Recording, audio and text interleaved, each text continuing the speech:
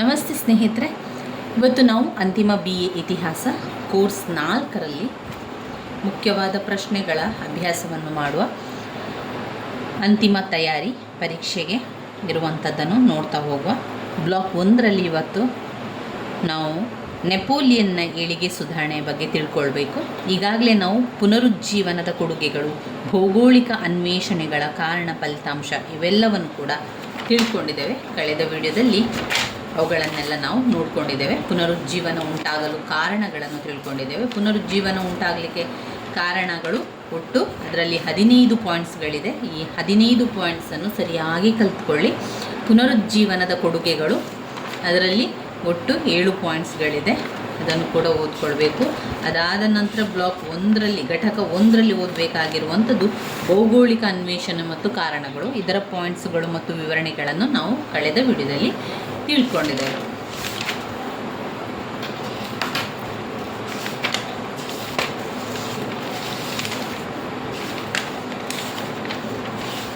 ಇನ್ನು ನಾವು ನೋಡಬೇಕಾಗಿರುವಂತಹ ಪಾಠ ಅಂತ ಹೇಳಿದರೆ ಅದು ಘಟಕ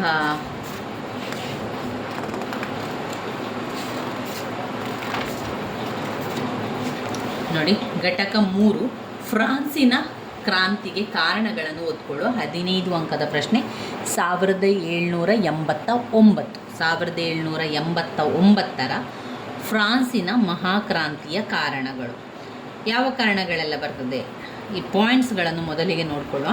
ರಾಜಕೀಯ ಕಾರಣಗಳು, ಸಾಮಾಜಿಕ ಕಾರಣಗಳು, ಆರ್ಥಿಕ ಕಾರಣಗಳು, ಅಮೇರಿಕ ಕ್ರಾಂತಿಯ ಪ್ರಭಾವ, ತತ್ವಜ್ಞಾನಿಗಳ ಪ್ರಭಾವ. ಇವಿಷ್ಟು ಫ್ರಾನ್ಸಿನ ಮಹಾಕ್ರಾಂತಿಯ ಕಾರಣಗಳಲ್ಲಿ ಬರ್ತದೆ. ಯಾವುದೆಲ್ಲ? ರಾಜಕೀಯ ಕಾರಣಗಳು, ಸಾಮಾಜಿಕ ಕಾರಣಗಳು, ಆರ್ಥಿಕ ಕಾರಣಗಳು, ಅಮೇರಿಕ ಕ್ರಾಂತಿಯ ಪ್ರಭಾವ, ತತ್ವಜ್ಞಾನಿಗಳ ಪ್ರಭಾವ. 1789ರ ಫ್ರಾನ್ಸಿನ ಕ್ರಾಂತಿಯ ಕಾರಣಗಳಲ್ಲಿ ಮೊದಲನೆಯದು ರಾಜಕೀಯ ಕಾರಣಗಳು. ಫ್ರಾನ್ಸಿನ ಮಹಾಕ್ರಾಂತಿಯು ಇಡೀ ನಮ್ಮ ಮಾನವ ಚರಿತ್ರೆಯಲ್ಲಿ ಒಂದು ಬಹುದೊಡ್ಡ ಘಟನೆಯಾಗಿ ಅದು ಪರಿಣಮಿಸ್ತದೆ. ಯಾಕಂದರೆ ಅಲ್ಲಿ ಶ್ರೀಸಾಮಾನ್ಯ ಜನರು ತಮ್ಮ ಹಕ್ಕು ಬಾಧ್ಯತೆಗಳಿಗಾಗಿ ನಿರಂಕುಶ ಪ್ರಭುತ್ವದ ವಿರುದ್ಧ ಪಡೆದ ಮೊದಲ ಜಯ ಅಂತಲೇ ಹೇಳ್ಬೋದು. ಅದು ಫ್ರಾನ್ಸಿನ ಮಹಾಕ್ರಾಂತಿಯಲ್ಲಿ ಆಗಿರುವಂಥದ್ದು. ಫ್ರಾನ್ಸಿನ ಮಹಾಕ್ರಾಂತಿಗೆ ಕಾರಣ ಏನು ಅಂತ ಹೇಳಿದರೆ, ಮೊದಲನೆಯದಾಗಿ ರಾಜಕೀಯ ಕಾರಣಗಳು ಅಂತ ಬಂದಾಗ ಆ ರಾಜಕೀಯದಲ್ಲಿ ಯಾವಾಗಲೂ ಭ್ರಷ್ಟಾಚಾರ, ಲಂಚಗುಳಿತನ ಇದೆಲ್ಲ ಕೂಡ ಇರುವಂಥದ್ದು. ಫ್ರಾನ್ಸನ್ನು ವಂಶಪಾರಂಪರ್ಯವಾಗಿ ಬೋರ್ಬೋನ್ ಸಂತತಿಯ ದೊರೆಗಳು ಆಳ್ತಾ ಇದ್ದರು. ಯಾವಾಗ? 1789ನೇ ಸಮಯದಲ್ಲಿ ಫ್ರಾನ್ಸನ್ನು ಆಳ್ತಾ ಇದ್ದಂಥವರು, ವಂಶಪಾರಂಪರ್ಯವಾಗಿ ಆಳ್ತಾ ಇದ್ದಂಥವರು ಬೋರ್ಬನ್ ಸಂತತಿಯ ದೊರೆಗಳು. ಅವರು ದೈವದತ್ತಾಧಿಕಾರದಲ್ಲಿ ನಂಬಿಕೆಯನ್ನು ಹೊಂದಿದ್ದು ಎಲ್ಲ ಅಧಿಕಾರವನ್ನು ತಮ್ಮಲ್ಲೇ ಕೇಂದ್ರೀಕರಿಸಿಕೊಳ್ತಾ ಇದ್ದರು. ಎಲ್ಲರೂ ಅವರ ಅಧಿಕಾರವನ್ನೆಲ್ಲ ಅವರೇ ಮಾಡ್ತಾಯಿದ್ರು. ಕಾರಣ ಏನು ಅಂದರೆ ಅದು ಅವರಿಗೆ ದೈವದತ್ತಾಧಿಕಾರವಾಗಿ ಬಂದಿರುವಂಥದ್ದು. ಅವರ ತಲೆಮಾರಿನಿಂದಲೂ ಕೂಡ ಅವರಿಗೆ ಆ ಒಂದು ಅಧಿಕಾರ ಬಂದಿರುವ ಕಾರಣ ಅವರು ಆ ಒಂದು ಅಧಿಕಾರವನ್ನು ನಂಬಿದ್ರು. ಅದು ದೇವರ ಮುಖಾಂತರ ನಮಗೆ ಸಿಕ್ಕಿರುವಂಥ ಅಧಿಕಾರ ಅಂತ ಹೇಳಿ ಅವರು ನಂಬಿದ್ರು. ಮತ್ತು ಅವರು ಆ ಅಧಿಕಾರವನ್ನು ಯಾರಿಗೂ ಕೊಡದೆ ಅದನ್ನು ತಮ್ಮಲ್ಲೇ ಕೇಂದ್ರೀಕರಣ ಮಾಡಿದರು. ನಿರಂಕುಶವಾಗಿ ಆಳ್ತಾ ಇದ್ರು. ಅವರು ಯಾವುದೇ ರೀತಿಯ ತೊಂದರೆ ಇಲ್ಲದೆ ನಿರಂಕುಶವಾಗಿ ಆಳ್ತಾ ಇದ್ರು. ತಾವು ದೈವಾಂಶ ಸಂಭೂತರೆಂದು, ಭೂದೇವರುಗಳೆಂದು ತಾವು ಪ್ರಜೆಗಳಿಗೆ ಹೊರತಾಗಿ ದೇವರಿಗೆ ಮಾತ್ರ ಜವಾಬ್ದಾರರೆಂದು ಹೇಳ್ತಾ ಇದ್ರು. ಅವರು ರಾಜ್ಯಭಾರವನ್ನು ಮಾಡ್ತಾ ಇದ್ರು, ಆಡಳಿತವನ್ನು ನಡೆಸ್ತಾ ಇದ್ರು. ಅದರ ಜೊತೆಗೆ ಅವರು ಹೇಳ್ಕೊಳ್ತಾ ಇದ್ರು, ನಾವು ದೇವರ ದೂತರು, ನಾವು ಪ್ರಜೆಗಳನ್ನು ಹೊರತಾಗಿ ದೇವರಿಗೆ ಮಾತ್ರ ಜವಾಬ್ದಾರರು, ನಾವು ದೈವಾಂಶ ಸಂಭೂತರಾಗಿ ಬಂದವರು, ನಮಗೆ ದೇವರ ಅಪ್ಪಣೆ ಇದೆ, ಭೂದೇವರುಗಳೆಂದು ನಾವು ಭೂಮಿಯ ದೇವರುಗಳು ನಾವು ಅಂತ ಹೇಳ್ಕೊಳ್ತಾ ಬರ್ತಾ ಇದ್ರು.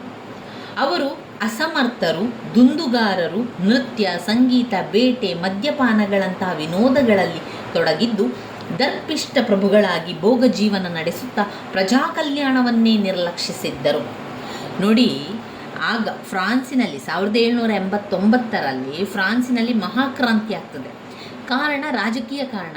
ಈ ರಾಜಕೀಯ ಕಾರಣದಲ್ಲಿ ರಾಜಕೀಯವನ್ನು ಮಾಡ್ತಾ ಇದ್ದಂತಹ ರಾಜವಂಶಸ್ಥರು, ಅವರಿಗೆ ಆ ಒಂದು ಅಧಿಕಾರ ವಂಶಪಾರಂಪರ್ಯವಾಗಿ ಬಂದಿತ್ತು.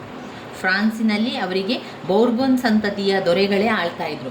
ಯಾಕೆ ಅವರೇ ಆಳ್ತಾ ಇದ್ರು ಅಂತ ಹೇಳಿದರೆ, ಅವರಿಗೆ ದೈವದತ್ತವಾಗಿ ಬಂದಂತಹ ಒಂದು ಅಧಿಕಾರ ಅದು. ಅದರಿಂದ ಅವರು ಏನು ಮಾಡ್ತಾಯಿದ್ರು, ತಮ್ಮ ವಂಶ ಪಾರಂಪರ್ಯವಾಗಿ ಅವರು ಆಡಳಿತವನ್ನು ನೋಡ್ತಾ ಇದ್ರು. ಅವರ ಮನೆತನದವರೇ ನೋಡ್ಕೊಳ್ತಾ ಬರ್ತಾಯಿದ್ರು, ಬೇರೆ ಯಾರಿಗೂ ಕೊಡ್ತಾನೂ ಇರಲಿಲ್ಲ. ಹಾಗಿರಬೇಕಾದ್ರೆ ಅವರೇನು ಹೇಳ್ತಾ ಇದ್ರು ಅಂದರೆ, ನಾವು ದೇವರ ದೂತರು, ನಾವು ಭೂಮಿಯ ದೇವರು, ನಾವು ಮತ್ತು ದೇವರಿಗೆ ಒಂದು ನಾವು ದೈವಾಂಶ ಸಂಭೂತರು, ಏನೇ ಇದ್ದರೂ ನಮ್ಮ ಜೊತೆಗೆ ಹೇಳಬೇಕು, ನಾವು ಪ್ರಜೆಗಳಿಗೆ ಹೇಳ್ತೇವೆ, ಹಾಗೆ ಪ್ರಜೆಗಳನ್ನು ಹೊರತಾಗಿ ನಾವು ದೇವರಿಗೆ ಮಾತ್ರ ಜವಾಬ್ದಾರ ಅಂತ ಹೇಳಿಕೊಳ್ತಾ ಇದ್ರು. ಅಷ್ಟೇ ಅಲ್ಲದೆ ಆ ರಾಜಮನೆತನವರು ಯಾವ ರೀತಿ ಇದ್ರು ಅಂದರೆ, ದುಂದುವೆಚ್ಚವನ್ನು ಮಾಡ್ತಾ ಇದ್ರು, ಭೋಗ ಜೀವನವನ್ನು ಮಾಡ್ತಾ, ದುಂದುವೆಚ್ಚವನ್ನು ಮಾಡ್ತಾ, ಕುಡಿತಾ, ವೈಭೋಗದಿಂದ ಭೋಗ ಜೀವನವನ್ನು ನಡೆಸುತ್ತಾ, ಅಷ್ಟೇ ಅಲ್ಲದೆ ದರ್ಪಿಷ್ಟರಾಗಿದ್ದರು. ಹಾಗೆ ಪ್ರಜಾ ಕಲ್ಯಾಣವನ್ನೇ ಮರೆತರು. ಪ್ರಜಾ ಕಲ್ಯಾಣ, ಜನರ ಒಂದು ಕಲ್ಯಾಣವನ್ನೇ ಅವರು ನಿರ್ಲಕ್ಷ್ಯನೆ ಮಾಡಿದರು. ಮತ್ತು ಅಷ್ಟೇ ಅಲ್ಲದೆ ಅವರು ಏನು ಮಾಡ್ತಾರೆ, ಭ್ರಷ್ಟಾಚಾರ ಮಾಡ್ತಾರೆ, ಲಂಚಗುಳಿತನ ಮಾಡ್ತಾರೆ. ಅದಕ್ಷತೆಗಳಿಂದ ಕೂಡಿತ್ತು. ಅಣತೆಗೆ ಯಾವುದೇ ವ್ಯಕ್ತಿ ಸ್ವಾತಂತ್ರ್ಯವಾಗಲಿ ಮೂಲಭೂತ ಹಕ್ಕುಗಳಾಗಿರಲಿಲ್ಲ. ಅವರಿಗೆ ತಮ್ಮ ಕುಂದುಕೊರತೆಗಳನ್ನು ಹೇಳಿಕೊಳ್ಳಲು ಯಾವುದೇ ಪ್ರತಿನಿಧಿ ಸಭೆಯೂ ಕೂಡ ಇರಲಿಲ್ಲ. ಆಗ ಇದ್ದ ಫ್ರಾನ್ಸಿನ ಪಾರ್ಲಿಮೆಂಟ್ ಆದ ಸ್ಟೇಟ್ ಜನರಲ್ 1175 ವರ್ಷಗಳಿಂದಲೂ ಕರೆದೇ ಇರಲಿಲ್ಲ. ಶ್ರೀಮಂತ ಕೈಗೊಂಬೆಗಳಾದ ಲೂಯಿಗಳು ಪ್ರಜೆಗಳನ್ನು ವಿಚಾರಣೆ ಮಾಡದೆ ಬಂಧಿಸ್ತಾ ಇದ್ರು. ಯಾವುದೇ ವಿಚಾರಣೆಯನ್ನು ಮಾಡ್ತಾನೆ ಇರಲಿಲ್ಲ. ಏನಾದರೂ ಒಂದು ವಿಚಾರ ಕಿವಿಗೆ ಬಿದ್ದ ತಕ್ಷಣ ಅವನನ್ನು ಬಂಧಿಸುವಂಥದ್ದು. ಅವನನ್ನು ವಿಚಾರಣೆ ಮಾಡಲಿಕ್ಕಿಲ್ಲ, ಬೇರೆಯವರಲ್ಲಿ ವಿಚಾರಣೆ ಮಾಡಲಿಕ್ಕೆ, ಏನೂ ವಿಚಾರಣೆ ಮಾಡಲಿಕ್ಕಿಲ್ಲ, ಸೀದಾ ಅವನನ್ನು ಏನು ಮಾಡುವಂಥದ್ದು, ಬಂಧಿಸುವಂಥ ವ್ಯವಸ್ಥೆ ಇತ್ತಷ್ಟೇ. 500 ಮಂದಿಯನ್ನು ಮರಣದಂಡನೆಗೆ ಈಡು ಮಾಡಲಾಗಿತ್ತು. ಸ್ಥಳೀಯ ಆಡಳಿತವು ಅಸಂಘಟಿತ ಆಗಿತ್ತು. ರಾಷ್ಟ್ರದಲ್ಲಿ ಕಾನೂನುಗಳು ಏಕರೂಪವಾಗಿರಲಿಲ್ಲ. ಅಂದು ಸುಮಾರು 400 ವಿಧದ ಕಾನೂನುಗಳು ಜಾರಿಯಲ್ಲಿದ್ದವು. ನ್ಯಾಯಾಡಳಿತದಲ್ಲಿ ಏಕತೆ ಇರಲಿಲ್ಲ. ರಾಜರಿಗೆ, ಚರ್ಚಿಗೆ, ಸೈನಿಕರಿಗೆ ಬೇರೆ ಬೇರೆ ಕೋರ್ಟುಗಳು ಕೂಡ ಇತ್ತು. ನ್ಯಾಯಾಧೀಶ ಹುದ್ದೆಗಳನ್ನು ಹಣಕ್ಕಾಗಿ ಮಾರಾಟವನ್ನು ಕೂಡ ಮಾಡ್ತಾಯಿದ್ರು. ಸಣ್ಣ ತಪ್ಪುಗಳಿಗೆ ಕಠೋರ ಶಿಕ್ಷೆ ಇತ್ತು. ಭ್ರಷ್ಟಾಚಾರ ಮಿತಿಮೀರಿ ಆಗ್ತಾ ಇತ್ತು. ಭ್ರಷ್ಟಾಚಾರ ಎಲ್ಲಿ ಹೋದರೂ ಭ್ರಷ್ಟಾಚಾರ. ಯಾವುದಾದ್ರೂ ಒಂದು ಕೆಲಸ ಮಾಡಬೇಕಾ, ಅವರಿಗೆ ದುಡ್ಡು ಕೊಡಬೇಕು. ಏನಾದರೂ ಒಂದು ನಮ್ಮ ಹಕ್ಕುಗಳನ್ನು ಪಡಿಬೇಕಾ, ಅದಕ್ಕೆ ದುಡ್ಡು ಕೊಡಬೇಕು. ಏನಾದರೂ ಒಂದು ನಮ್ಮ ಪರವಾಗಿ ನಾವು ಮಾತನಾಡಬೇಕಾ, ಅದಕ್ಕೆ ದುಡ್ಡು ಕೊಡಬೇಕು. ಎಲ್ಲದಕ್ಕೂ ಕೂಡ ಭ್ರಷ್ಟಾಚಾರವೇ ತುಂಬಿ ತುಳುಕ್ತಾ ಇತ್ತು. ಆಡಳಿತ ಹುದ್ದೆಗಳೆಲ್ಲ ಶ್ರೀಮಂತರಿಗೆ ಹೋಗ್ತಾ ಇತ್ತು, ಶ್ರೀಮಂತರ ಪಾಲಾಗಿತ್ತು. ಸೇನಾಡಳಿತ ಭ್ರಷ್ಟವಾಗಿತ್ತು. ಸುಂಕಗಳು, ಅಳತೆ, ತೂಕ ಏಕರೂಪವಾಗಿರಲಿಲ್ಲ. ಒಂದೊಂದು ತೂಕ ಒಂದೊಂದು ಸಲ ಇರ್ತಾ ಇತ್ತು. ಒಂದೇ ರೀತಿಯ ತೂಕ ಇರಲಿಲ್ಲ, ಒಂದೇ ರೀತಿಯ ಅಳತೆ ಕೂಡ ಇರಲಿಲ್ಲ. ಅರಾಜಕತೆಯಿಂದ ಕೂಡಿತ್ತು. ಇನ್ನು ವ್ಯಕ್ತಿ ಸ್ವಾತಂತ್ರ್ಯ, ಪತ್ರಿಕಾ ವಾಕ್ ಸ್ವಾತಂತ್ರ್ಯ ಯಾವುದು ಕೂಡ ಇರಲಿಲ್ಲ. ಒಟ್ಟಾರೆಯಾಗಿ ಫ್ರಾನ್ಸಿನಲ್ಲಿ ರಾಜಕೀಯ ಸ್ವಾತಂತ್ರ್ಯವು ಸಮಾಧಿಯಾಗಿತ್ತು. ಪ್ಯಾರಿಸ್ಗೆ 12 ಮೈಲಿ ದೂರದ ವರ್ಸೈಲ್ ಅರಮನೆಯಲ್ಲಿ ಲೂಯಿಗಳು ಅತಿಭೋಗ ಜೀವನ ನಡೆಸುತ್ತಾ ಸಾಮಾನ್ಯರ ಕಷ್ಟಗಳಿಗೆ ಸ್ಪಂದಿಸದೆ ವಿಷಯ ಲಂಪಟವಾಗಿ ಜನರಿಂದ ದೂರ ಉಳಿದಿದ್ದರು. ಅವರ ಅತಿಯಾದ ಪ್ರಾಪಂಚಿಕತೆ ಶೋಷಿತ ಜನರನ್ನು ಸಿಟ್ಟಿಗೆಬ್ಬಿಸಿತು. ಈ ರೀತಿ ಮಾಡಿದ್ರಿಂದ ಏನಾಯಿತು ಅಂದರೆ, ಶೋಷಣೆಗೆ ಒಳಗಾದಂಥ ಜನರೇ ಸಿಟ್ಟಿಗೆದ್ದರು. ಹೀಗೆ ಹದಗೆಟ್ಟಂಥ ಲೂಯಿಗಳ ದುರ್ಬಲ ಆಡಳಿತ ಕ್ರಾಂತಿಗೆ ಕಾರಣ ಆಯಿತು. ಫ್ರಾನ್ಸಿನ ಕ್ರಾಂತಿ ಆಗಲಿಕ್ಕೆ ಇದುವೇ ಒಂದು ಮುಖ್ಯ ಕಾರಣ ಆಯಿತು. ಕ್ರಾಂತಿಯ ಮುನ್ನ ಫ್ರಾನ್ಸನ್ನು ಆಳಿದ 14ನೇ ಲೂಯಿ ತನ್ನ ನಿರಂತರ ಯುದ್ಧ ಮತ್ತು ಭೋಗ ಜೀವನದಿಂದಾಗಿ ಫ್ರೆಂಚ್ ಖಜಾನೆಯನ್ನು ದಿವಾಳಿ ಮಾಡಿದನು. ಯುದ್ಧಗಳಲ್ಲಿ ಹುಟ್ಟಿದ ವೈಭವ ಸಾಮ್ರಾಟನಾದ ಅವನನ್ನು ಕ್ರಾಂತಿಯ ಆಸ್ತಿಭಾರಕನೆಂದು ಕರೆಯಲಾಯಿತು. ಅವನು ನಾನೇ ರಾಜ್ಯ ಎಂದು ಹೇಳಿಕೊಂಡು ದರ್ಪದಿಂದ ಆಳ್ತಾ ಇದ್ದನು. ಅನಂತರ ಬಂದ 15ನೇ ಲೂಯಿಗೆ ಯಾವುದೇ ಆಡಳಿತ ಅಥವಾ ಸೈನಿಕ ಪ್ರತಿಭೆಗಳಿರಲಿಲ್ಲ. ಆತನು ದುರ್ಬಲನೂ ಅಸಮರ್ಥನೂ ಆಗಿದ್ದ. ಸಂಗೀತ, ನೃತ್ಯ, ಸ್ತ್ರೀಯರ ಸಹವಾಸಗಳಂಥ ವಿಲಾಸಿ ಜೀವನ ಮಗ್ನನಾಗಿದ್ದ. ಅವನು ರಾಣಿ ಪಾಂಪೆಡೋರ್ ಮತ್ತತು ಆಸ್ಥಾನಿಕರ ಕೈಗೊಂಬೆಯಾಗಿ ಆಡಳಿತವನ್ನು ದುಸ್ಥಿತಿಯಲ್ಲಿಟ್ಟನು. ಸಪ್ತವಾರ್ಷಿಕ ಯುದ್ಧಗಳು, ಆಸ್ಟ್ರಿಯ ಉತ್ತರಾಧಿಕಾರತ್ವದ ಯುದ್ಧಗಳಿಂದಾಗಿ ಆತ ಫ್ರಾನ್ಸನ್ನು ಮತ್ತಷ್ಟು ದಿವಾಳಿತನಕ್ಕೆ ತಳ್ಳಿದನು. ಇತಿಹಾಸಗಾರರು ಹೇಳಿದಂತೆ 14ನೇ ಲೂಯಿಯು ಫ್ರಾನ್ಸನ್ನು ಪಾತಾಳದಲ್ಲಿಟ್ಟರು. 15ನೇ ಲೂಯಿಯು ಅದನ್ನು ಕಾಣದಂತೆ ಮುಚ್ಚಿಟ್ಟನು.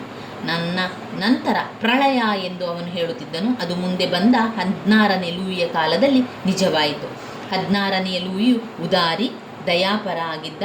ಒಳ್ಳೆಯ ಕೆಲಸ ಗುಣಗಳನ್ನು ಹೊಂದಿದ್ದ. ಅದು ಕ್ಷುಲ್ಲಕಳು ದುರ್ಮಾರ್ಗಿಯೂ ಆದ ಅವನ ಆಸ್ಟ್ರಿಯದ ರಾಣಿ ಮೇರಿ ಅಂಟಾಯಿನೆಟ್ಗಳ ಪ್ರಭಾವಕ್ಕೆ ಒಳಗಾಗಿದ್ದನು. ಅವನು ಒಳ್ಳೆಯ ಮನುಷ್ಯ, ಆದರೆ ಒಳ್ಳೆಯ ರಾಜನಾಗಿರಲಿಲ್ಲ. ಅವನು ಅನನುಭವಿ, ದೃಢಚಿತ್ತ ಇಲ್ಲದ ಮನುಷ್ಯ. ನಾವು ರಾಜ್ಯವನ್ನಾಳುವ ತೀರಾ ಚಿಕ್ಕವರು, ಪ್ರಪಂಚ ನಮ್ಮ ಮೇಲೆ ಬೀಳುತ್ತದೆ ಎಂದು ಆತ ಹೇಳಿದನು. ಮೇರಿ ದುಂದುಗಾರಿಕೆ, ಆಡಂಬರ ಪ್ರಿಯತೆ, ಅಹಂಕಾರಕ್ಕೆ ಖ್ಯಾತಿಯಾಗಿದ್ದಳು. ಅವಳು ಆಡಳಿತವನ್ನು ಅಧೋಗತಿಯತ್ತ ಒಯ್ದಳು. ಅವಳು ಮಹಾಸುಂದರಿ, ಅಪ್ಸರೆಯ ಮುಖ, ಆದರೆ ಹೃದಯ ರಾಕ್ಷಸಿ. ರಾಜಕೀಯದಲ್ಲಿ ಹಸ್ತಕ್ಷೇಪ ಮಾಡುತ್ತಿದ್ದ ಅವಳ ಆಳ್ವಿಕೆಯನ್ನು ಯಾರೂ ಸಹಿಸಲಿಲ್ಲ. ಅವಳು ಲೂಯಿಯನ್ನು ತನ್ನ ಕೈಗೊಂಬೆಯಾಗಿ ಆಡಿಸುತ್ತಿದ್ದಳು. ಅವಳ ಕೊರಳಿಗೆ ಜೋತು ಬಿದ್ದು ಶನಿಯಂತೆ ಕಾಡುತ್ತಿದ್ದಳು. ಮೇರಿ 16ನೆಯ ಲೂಯಿಯನ್ನು ಚೆಂಡಿನಂತೆ ಅತ್ತ ಇತ್ತ ಎಸೆಯುತ್ತಿದ್ದಳೆಂದು ಕೆಟೆಲ್ಗೆ ಹೇಳಿದ್ದಾರೆ. ಅವಳು ಅತಿ ಭೋಗ ಜೀವನ ನಡೆಸುತ್ತಿದ್ದಳು. ರಾಜಪರಿವಾರದ ದುಂದು ವೆಚ್ಚಕ್ಕೆ ಲೆಕ್ಕವೇ ಇರಲಿಲ್ಲ. ಉದಾಹರಣೆಗೆ, ರಾಜರಾಣಿಯರು ವಾರ್ಷಿಕವಾಗಿ 40 ಲಕ್ಷ ಪೌಂಡ್ಗಳನ್ನು ಖರ್ಚು ಮಾಡುತ್ತಿದ್ದರು. ಅವರ ಸೇವೆಗೆ ಆಸ್ಥಾನದಲ್ಲಿ 18,000 ಸೇವಕರಿದ್ದರಂತೆ. ಅವರಿಗಾಗಿ 2,000 ಕಾವಲುಗಾರರು, 1,900 ಕುದುರೆಗಳು, 2,000 ರಥಗಳನ್ನು ಮೀಸಲಿಡಲಾಗಿತ್ತು. ಕ್ರಾಂತಿಯ ಮುನ್ನ ಅವರು ಮಾಡಿದ ವೆಚ್ಚ $208 ದಶಲಕ್ಷ ಗಳಿದ್ದವು. ಮೇರಿ ಅಂಟಾಯಿನೆಟ್ಗಳನ್ನು ಕೋತಾ ಮೇಡಮ್ ಹಾಗೂ ಭೋಗವಿಲಾಸಗಳಿಗೆ ಸೋರಿ ಹೋಗುವ ಹಣದ ಚೀಲ ಎಂದು ಕರೆಯಲಾಗುತ್ತಿತ್ತು. ರಾಜ ಮತ್ತು ಆಸ್ಥಾನಿಕರು ಬೊಕ್ಕಸವನ್ನೆಲ್ಲ ತಿಂದು ತೇಗಿದರೆ ಹೊರತು ರಾಷ್ಟ್ರಕ್ಕಾಗಿ ಏನೂ ಕೂಡ ಮಾಡಲಿಲ್ಲ ಎಂಬ ಕಾಲೈರ್ನ ಮಾತು ಸತ್ಯವಾಯಿತು. ಈ ನಿಟ್ಟಿನಲ್ಲಿ ಮೈಯರ್ಸ್ ಹೇಳಿರುವಂತೆ ಫ್ರಾನ್ಸ್ ಪ್ರವಾಹಕ್ಕೆ ಸಿಲುಕಿತು. ಕ್ರಾಂತಿಯ ಪ್ರವಾಹಕ್ಕೆ ಬೀಳದೆ ಗತ್ಯಂತರವಿರಲಿಲ್ಲ. ರಾಜಪರಿವಾರ ಎಂದರೆ ರಾಷ್ಟ್ರದ ಸಮಾಧಿ ಎಂದು ಜನರು ಆಡಿಕೊಳ್ತಾ ಇದ್ರು.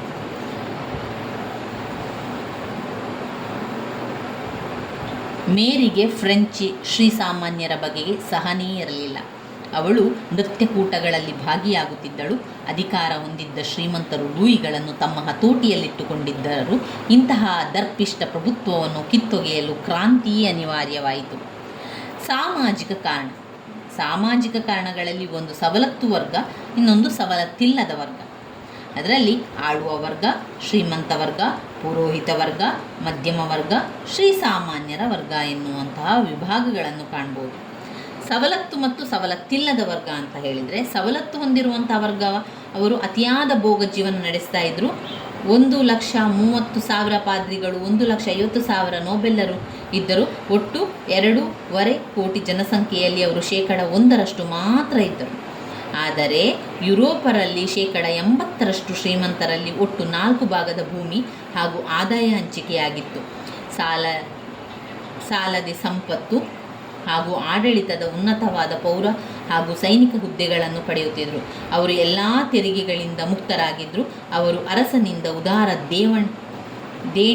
ದೇವಣಿಗೆಗಳನ್ನು ಪಡೆಯುತ್ತಿದ್ದರು. ಚರ್ಚ್ ವಾರ್ಷಿಕ $2 ಲಕ್ಷ ಆದಾಯ ಪಡೆಯುತ್ತಿತ್ತು. ಆದರೆ ಯಾವುದೇ ಆಸ್ತಿ ತೆರಿಗೆ ಕೊಡುತ್ತಿರಲಿಲ್ಲ. ಒಟ್ಟಾರೆ ರಾಷ್ಟ್ರೀಯ ಆಸ್ತಿಯ 40% ಇವರ ಪಾಲಾಗಿತ್ತು. ಚರ್ಚ್ ಭ್ರಷ್ಟಾಚಾರದಿಂದ ಕೂಡಿತ್ತು. ಈ ಎರಡೂ ವರ್ಗಗಳು ರಾಜ್ಯದತ್ತವಾದ ವಿಶೇಷ ಸವಲತ್ತುಗಳನ್ನು ಅನುಭವಿಸಿದ್ದರು. ಶ್ರೀಮಂತ ಪಾದ್ರಿಗಳು ಕೆಳವರ್ಗದ ಪಾದ್ರಿಗಳನ್ನು ಕೀಳಾಗಿ ಕಾಣ್ತಾ ಇದ್ರು. ಶ್ರೀಮಂತ ಪಾದ್ರಿಗಳು ವಿಲಾಸಿ ಜೀವನದಲ್ಲಿ ಮಗ್ನರಾಗಿದ್ದರು. ಧರ್ಮಾಧಿಕಾರಿಗಳು ತೆರಿಗೆಗಳಿಂದ ಮುಕ್ತವಾಗಿದ್ದು ಅವರು ಬಡವರ ಶ್ರಮದ ಫಲಗಳಿಂದಲೇ ಜೀವಿಸ್ತಾ ಇದ್ರು. ಚರ್ಚ್ ಟಾಯಿತ್ ಎಂಬ ತೆರಿಗೆ ಹಾಕುತ್ತಿತ್ತು. ಚರ್ಚ್ನ ಆದಾಯದ ಜನತೆಗೆ ಬಳಸದೆ ಐಹಿಕ ಸುಖಕ್ಕೆ ಬಳಕೆಯಾಗ್ತಾ ಇತ್ತು. ಕ್ರಾಂತಿ ಆರಂಭವಾದಾಗ ಕೆಳವರ್ಗದ ಪಾದ್ರಿಗಳು ಶ್ರೀಸಾಮಾನ್ಯರನ್ನು ಕೂಡಿಕೊಂಡರು. ಇದೇ ವೇಳೆ ಮಧ್ಯಮ ವರ್ಗದವರು ಹುಟ್ಟಿ ಸವಲತ್ತುಗಳಿಗೆ ಶ್ರೀಮಂತರಿಗೆ ಸವಾಲಾಗಿ ನಿಂತರು. ಇನ್ನು ಸವಲತ್ತಿಲ್ಲದ ವರ್ಗ ಅಂತ ಹೇಳಿದರೆ, ಇದರಲ್ಲಿ ವೈದ್ಯರು, ಕಲಾವಿದರು, ಶಿಕ್ಷಕರು, ಭೂಮಾಲೀಕರು, ಮಧ್ಯಮ ವರ್ಗದವರು ಮತ್ತು ಶ್ರೀಸಾಮಾನ್ಯರಿದ್ದರು. ಇವರು ಸುಶಿಕ್ಷಿತರು, ಪ್ರತಿಭಾವಂತರಾಗಿದ್ದರು. ಅವರಿಗೆ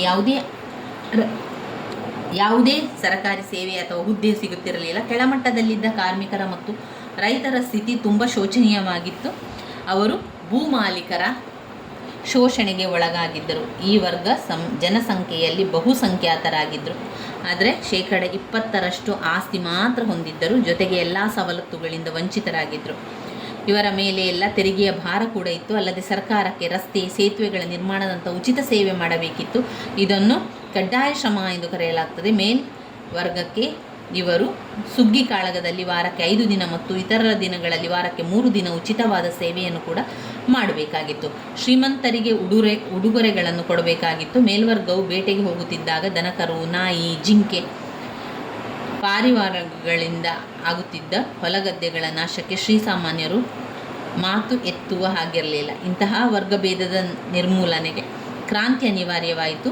ಜೆ.ಸಿ. ಹೆರಾಲ್ಡ್ ಬರೆದಂತೆ ಫ್ರೆಂಚ್ ಕ್ರಾಂತಿ ಸವಲತ್ತು ವರ್ಗದ ವಿರುದ್ಧ ರಾಷ್ಟ್ರದ ಶ್ರೀಸಾಮಾನ್ಯರು ನಡೆಸಿದ ಕ್ರಾಂತಿಯಾಯಿತು. ಇವು ಸಾಮಾಜಿಕ ಕಾರಣಗಳಿಗೆ ಬಂತು. ಇನ್ನು ಆರ್ಥಿಕ ಕಾರಣಗಳೇನು? ನಾವು ಪಾಯಿಂಟ್ಸ್ಗಳನ್ನಷ್ಟೇ ನೋಡಿಕೊಂಡ್ರೆ ಸಾಕು. ನಾನು ಇಲ್ಲಿ ನಿಮಗೆ ಅಲ್ಲಿರುವಂತಹ ವಿವರಣೆಯನ್ನು ಯಾಕೆ ಹೇಳ್ತಾ ಇದ್ದೇನೆ ಅಂತ ತುಂಬ ಜನರಲ್ಲಿ ಪುಸ್ತಕಗಳಿಲ್ಲ, ಟೆಕ್ಸ್ಟ್ ಬುಕ್ಗಳು ಸಿಗಲಿಲ್ಲ.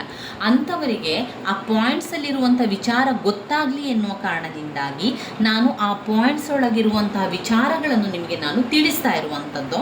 ಇಲ್ಲದಿದ್ದರೆ ನಾವು ಬರೀ ಪಾಯಿಂಟ್ಸನ್ನಷ್ಟೇ ನೋಡ್ಕೊಳ್ತಾ ಹೋಗುವಂಥದ್ದು. ಆರ್ಥಿಕ ಕಾರಣಗಳು.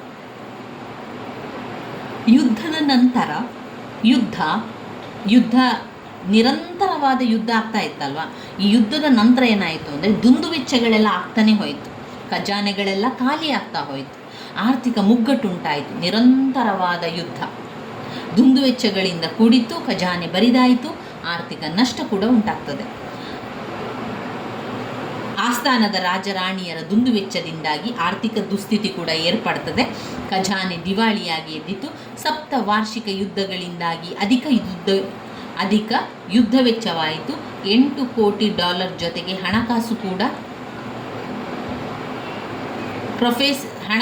ಕೂಡ ಅದರ ಕೊರತೆ ಉಂಟಾಯಿತು. ಪ್ರೊಫೆಸರ್ ಹೇಜ್ರವರ ಪ್ರಕಾರ ದುಂದುವೆಚ್ಚ ಮತ್ತು ಹದಗೆಟ್ಟ ಆರ್ಥಿಕ ಪರಿಸ್ಥಿತಿಗಳು ಆತಂಕಕಾರಿ ಮತ್ತು ಅಪಾಯಕಾರಿ ಆಗಿದ್ದವು. ಫ್ರಾನ್ಸ್ನ ಆದಾಯ ಬಹುತೇಕ ವಿದೇಶಿ ಸಾಲದ ಬಡ್ಡಿಗೆ ಸರಿ ಹೋಗ್ತಾ ಇತ್ತು. ಅವರ ಸುಧಾರಣೆಗೆ ಅನ್ಯ ಮಾರ್ಗವೇ ಇರಲಿಲ್ಲ. ಆರ್ಥಿಕವಾಗಿ ಫ್ರಾನ್ಸ್ ಬಹಳ ಹಿಂದುಳಿದಿತ್ತು. ನಂತರ ಅವುಗಳು ಆರ್ಥಿಕವಾಗಿ ಮೇಲ್ವರ್ಗಕ್ಕೆ ಬರ್ತಾ ಹೋಗುವಂಥದ್ದನ್ನು ಕಾಣ್ಬೋದು. ಇನ್ನು ಅಮೇರಿಕ ಕ್ರಾಂತಿಯ ಪ್ರಭಾವ. ಅಮೇರಿಕ ಕ್ರಾಂತಿ ಫ್ರೆಂಚಿನ ಸೇನಾನಿಗಳು ಭಾಗವಹಿಸ್ತಾ ಇದ್ದು, ಕ್ರಾಂತಿಯ ನಂತರ ಅವರು ಫ್ರಾನ್ಸಿಗೆ ಹಿಂದಿರುಗಿ ನಾವು ಅಮೇರಿಕಾದಲ್ಲಿ ಕಂಡು ಅನುಭವಿಸಿದ ಕ್ರಾಂತಿಕಾರಕ ವಿಚಾರಗಳನ್ನು ಪ್ರಚಾರ ಮಾಡಿದರು.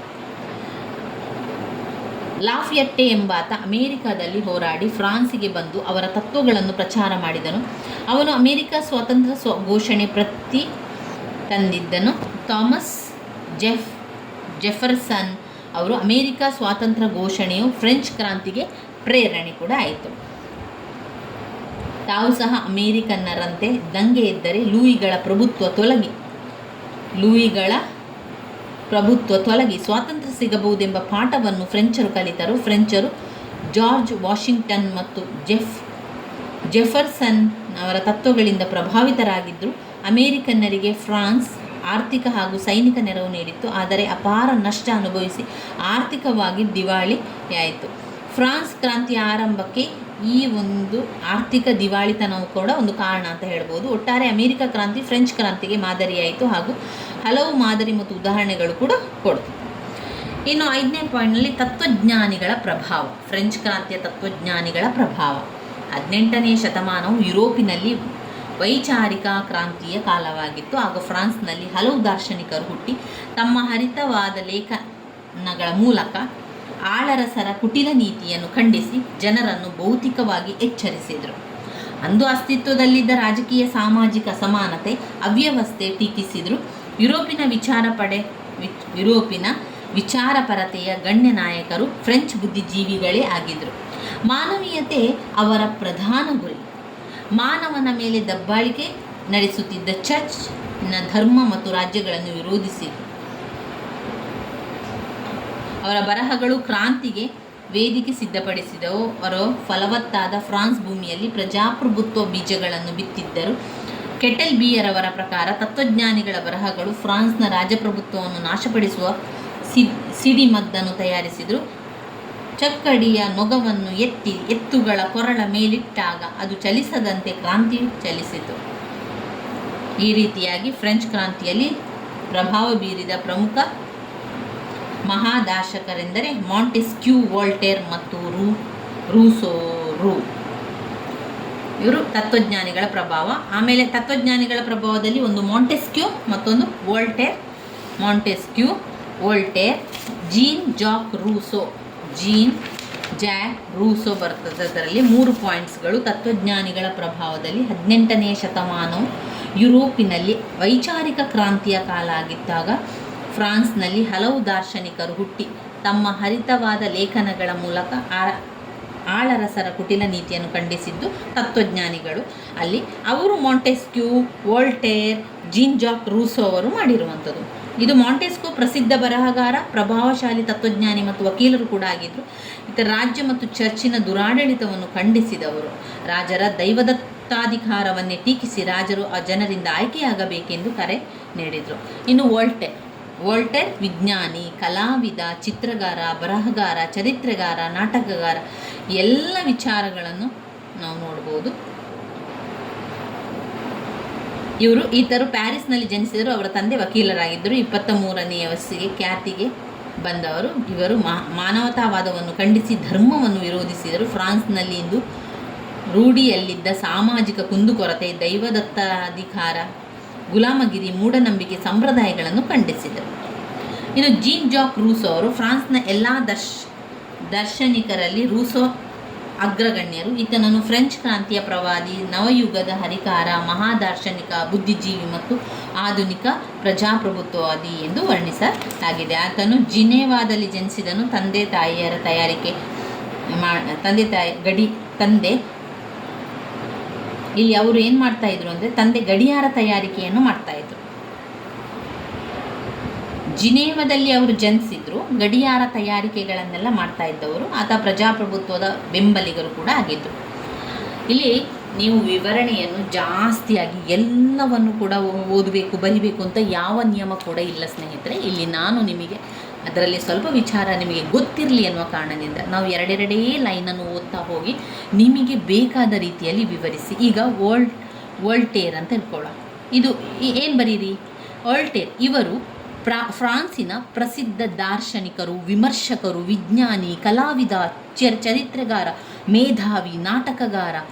ಅವರು ಪ್ಯಾರಿಸ್ನಲ್ಲಿ ಜನಿಸಿದರು. ತಂದೆ ವಕೀಲರಾಗಿದ್ದರು. 23 ವಯಸ್ಸಿನಲ್ಲೇ ತುಂಬನೇ ಖ್ಯಾತಿಯನ್ನು ಹೊಂದಿದಂಥ ಮಾನವತಾವಾದವನ್ನು ಮಂಡಿಸಿ ಧರ್ಮವನ್ನು ವಿರೋಧಿಸಿದರು. ಈ ರೀತಿಯಾಗಿ ಒಂದೆರಡು ಸಾಲುಗಳನ್ನಷ್ಟು ಓದ್ಕೊಂಡು ಆ 2 ಸಾಲುಗಳನ್ನು ನೆನಪಲ್ಲಿಟ್ಕೊಂಡು ಬದಲಾಯಿತು. ಜೀನ್ ಜಾಕ್ ರೂಸೋ ಅವರು ಫ್ರಾನ್ಸಿನ ಎಲ್ಲ ದಾರ್ಶನಿಕರಲ್ಲಿ ರೂಸೋ ಅಗ್ರಗಣ್ಯರು. ಅವರನ್ನು ಫ್ರೆಂಚ್ ಕ್ರಾಂತಿಯ ಪ್ರವಾದಿ, ನವಯುಗದ ಹರಿಕಾರ, ಮಹಾದಾರ್ಶನಿಕ, ಬುದ್ಧಿಜೀವಿ, ಆಧುನಿಕ ಪ್ರಜಾಪ್ರಭುತ್ವವಾದಿ ಎಂದು ವರ್ಣಿಸಲಾಗಿದೆ. ಇವರು ಜನಿಸಿದ್ದು ಜಿನೇವಾದಲ್ಲಿ. ಇನ್ನು ಆರ್ಥಿಕ ದಿವಾಳಿತನ. ಫ್ರಾನ್ಸ್ನ ಆರ್ಥಿಕ ದಿವಾಳಿಯು ಫ್ರಾನ್ಸ್ ಕ್ರಾಂತಿಯ ಆರಂಭವಾಗಲು ತಕ್ಷಣದಿಂದ ಕಾರಣವಾಗಿದೆ. ಲೂಯಿಗಳ ನಿರಂತರವಾದ ಯುದ್ಧಗಳಿಂದ, ಆಸ್ಥಾನದ ದುಂದುವೆಚ್ಚಗಳಿಂದ ಫ್ರಾನ್ಸಿನ ಖಜಾನೆ ಬರಿದಾಯಿತು. ಅದನ್ನು ತುಂಬಲು ನಾನಾ ಪ್ರಯತ್ನ ಮಾಡಲಾಯಿತು. 16ನೇ ಲೂಯಿ ಟರ್ಗೋಟ್ ಎಂಬ ಅರ್ಥ ಸಚಿವರನ್ನು ನೇಮಿಸಿದರು. ಇವರು ದಕ್ಷನಾದ ಅರ್ಥಶಾಸ್ತ್ರಜ್ಞನೂ ಹೌದು. ಆತ ಆಸ್ಥಾನದ ದುಂದುವೆಚ್ಚವನ್ನು ನಿಲ್ಲಿಸಿ ಶ್ರೀಮಂತರ ಮೇಲೆ ಅಧಿಕ ತೆರಿಗೆಯನ್ನು ವಿಧಿಸಿದರು. ಅದು ವಿವೇಚನೆಯಿಂದ ಕೂಡಿತ್ತು. ಅಥವಾ ಸಲಹೆಗಳನ್ನು ಲೂಯಿ ಕೇಳಿದ್ದಲ್ಲಿ ಅದೇ ಕ್ರಾಂತಿಯನ್ನು ತಪ್ಪಿಸಬಹುದಿತ್ತಂತೆ. ಈ ರೀತಿಯಾಗಿ ದಿವಾಳಿ ಆದದ್ದು ಹೇಗೆ ಅಂತ ಅಲ್ಲಿ ಅವರು ವಿವರಿಸುವಂಥದ್ದು. ಇನ್ನು ಫ್ರಾನ್ಸ್ನ ಕ್ರಾಂತಿಯ ಪರಿಣಾಮಗಳು ಕೂಡ ಇದೆ. ಫ್ರಾನ್ಸ್ನ ಕ್ರಾಂತಿಯ ಪರಿಣಾಮಗಳಲ್ಲಿ ನಾವು ಪಾಯಿಂಟ್ಸ್ ಅನ್ನಷ್ಟೇ ನೋಡಿಕೊಳ್ಳುವ. ರಾಜಪ್ರಭುತ್ವದ ಅಂತ್ಯ ಮತ್ತು ಪ್ರಜಾಪ್ರಭುತ್ವದ ಉಗಮ. ರಾಜಪ್ರಭುತ್ವದ ಅಂತ್ಯ, ಪ್ರಜಾಪ್ರಭುತ್ವದ ಉಗಮ, ಊಳಿಗಮಾನ್ಯ ಪದ್ಧತಿಯ ಅಂತ್ಯ, ಮಾನವ ಹಕ್ಕುಗಳ ಘೋಷಣೆ, ರಾಷ್ಟ್ರೀಯತೆಯ ಉಗಮ, ಧಾರ್ಮಿಕ ಸಹಿಷ್ಣುತೆಯನ್ನು ಮೂಡಿಸುವುದು, ನೆಪೋಲಿಯನ್ನ ಏಳಿಗೆ, ಸಮಾಜವಾದದ ಉಗಮ. ಇವಿಷ್ಟು ಘಟಕ 3ರಲ್ಲಿ ನಾವು ಓದ್ಕೊಳ್ಬೇಕಾಗಿರುವಂತಹ ಪ್ರಶ್ನೆಗಳಾಗಿದೆ ಸ್ನೇಹಿತರೆ. ನಾವು ಇವಿಷ್ಟು ಫ್ರಾನ್ಸಿನ ಕ್ರಾಂತಿಯ ಮಹತ್ವ ಇದನ್ನೆಲ್ಲ ತಿಳ್ಕೊಂಡೆವು. ಮುಂದಿನ ವಿಡಿಯೋದಲ್ಲಿ ನೆಪೋಲಿಯನ್ನ ಏಳಿಗೆ ತಿಳ್ಕೊಳ್ಳುವ. ಇದರಲ್ಲಿ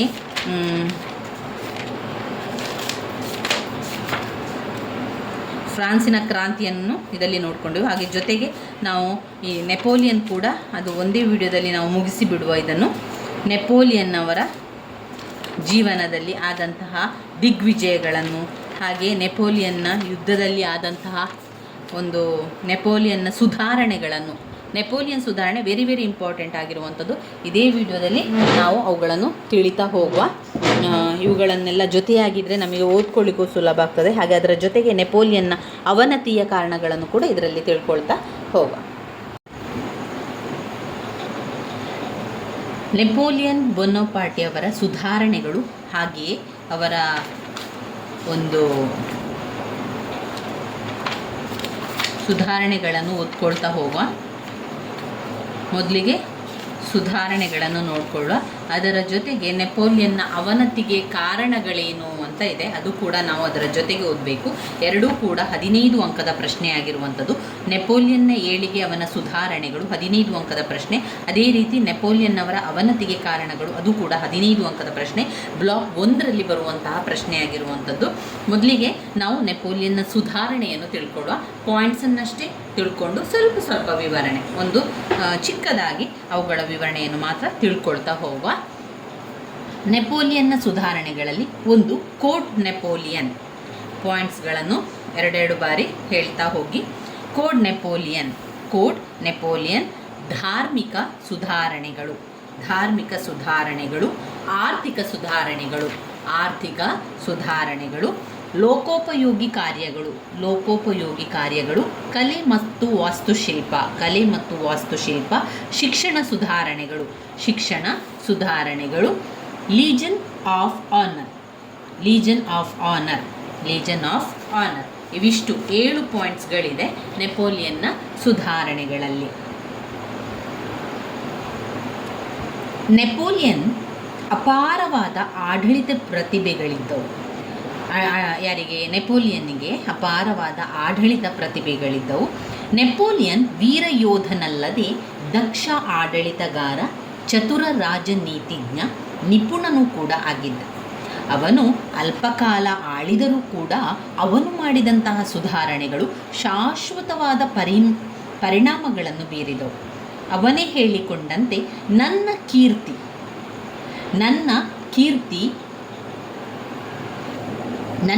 ಇರುವುದು ಕೇವಲ ನನ್ನ 40 ಯುದ್ಧಗಳ ಮೇಲಲ್ಲ, ಬದಲಾಗಿ ನಾನು ಮಾಡಿದ ಸುಧಾರಣೆಗಳಲ್ಲಿ. ನನ್ನ ಕೀರ್ತಿ ನಿಂತಿರುವುದು ಕೇವಲ ನನ್ನ ಯುದ್ಧದಿಂದಲ್ಲ, ಬದಲಾಗಿ ನಾನು ಮಾಡಿದ ಸುಧಾರಣೆಗಳಲ್ಲಿ ಅಂತ ಹೇಳ್ತಾರೆ. ಅಂದರೆ ಅವನು 40 ಯುದ್ಧಗಳನ್ನು ಮಾಡಿದ್ದ. ನನ್ನ ಕೀರ್ತಿ ಇರುವಂಥದ್ದು ಕೇವಲ ನನ್ನ 40 ಯುದ್ಧಗಳ ಮೇಲಲ್ಲ, ಬದಲಾಗಿ ನಾನು ಮಾಡಿದ ಸುಧಾರಣೆಗಳಲ್ಲಿ ಅಂತ ಹೇಳಿದವನು ನೆಪೋಲಿಯನ್ ಬೋನಪಾರ್ಟೆ. ಅವನ ಯುದ್ಧಗಳ ಕೀರ್ತಿಯು ಅಲ್ಪಾವಧಿ, ಆತನ ಸುಧಾರಣೆಗಳು ಅಮೃತ ಶಿಲೆಗಳ ಮೇಲೆ ನಿರ್ಮಿಸಲ್ಪಟ್ಟಂತೆ ಶಾಶ್ವತವಾಗಿವೆ ಎಂದು HAL ಫಿಶರ್ ಅವರ ಅಭಿಪ್ರಾಯ ಪಡ್ತಾರೆ. ಅವರು ಮಾಡಿರುವಂತಹ ಸುಧಾರಣೆಗಳನ್ನು ನಾವು ನೋಡ್ತಾ ಹೋಗುವ. ಮೊದಲ ಪಾಯಿಂಟ್ ಕೋಡ್ ನೆಪೋಲಿಯನ್ ಅಂತ ಹೇಳಿದರೆ, ನೆಪೋಲಿಯನ್ ಏನು ಮಾಡಿದ, ಕೆಲವೊಂದು ಕೋಡ್ಗಳನ್ನೆಲ್ಲ ತರ್ತಾನೆ. ಫ್ರಾನ್ಸಿನ ಜನರಿಗೆ ಸಾಮಾಜಿಕ ಧಾರ್ಮಿಕ ನ್ಯಾಯವನ್ನು